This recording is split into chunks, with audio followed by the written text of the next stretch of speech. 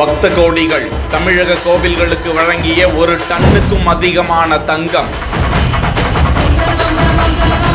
தங்க முதலீட்டு திட்டத்தில் கட்டியாக மாற்றி டெபாசிட் செய்த சிஎம் ஸ்டாலினின் மெகா மாஸ்டர் பிளான்.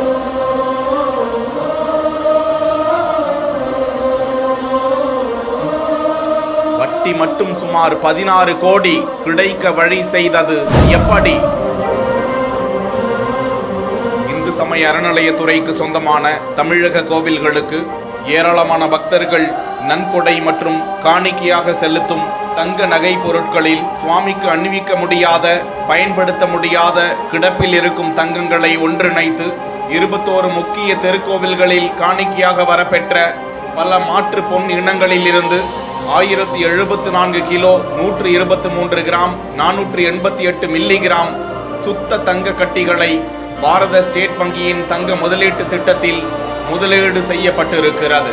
இதற்கான ஆதாரமாக திருச்சி சமயபுரம், பழனி முருகன் கோவில், கோவை மாசாணியம்மன் திருக்கோவில் ஆகிய கோவில்களின் அறங்காவலர் குழு தலைவர்களிடம் தங்க முதலீட்டிற்கான பத்திரங்கள் வழங்கப்பட்டிருக்கின்றன.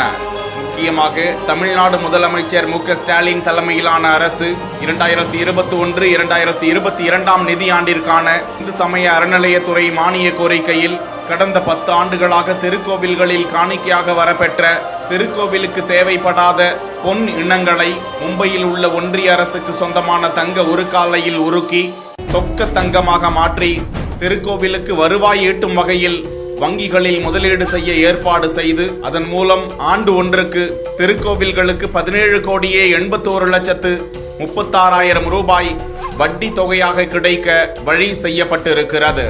இதற்கான நிகழ்ச்சியில் இந்து சமய அறநிலையத்துறை அமைச்சர் பி.கே. சேகர் பாபு, ஓய்வு பெற்ற சுப்ரீம் கோர்ட் நீதியரசர் துரைசாமி ராஜு, ஓய்வு பெற்ற ஐகோர்ட் நீதியரசர்கள் ரவிச்சந்திர பாபு மற்றும் அறநிலையத்துறை ஆணையர்கள், வங்கி பொது மேலாளர் உள்ளிட்ட பல உயர் அதிகாரிகள் கலந்து கொண்டனர். பக்தர்களால் செலுத்தப்பட்டிருக்கும் காணிக்கைகளை திருக்கோவில்களுக்கு ஒரு வருமானமாக மாற்ற வழிவகை செய்திட்ட முதலமைச்சரின் இந்த திட்டம் குறித்து என்ன கருதுகிறீர்கள்?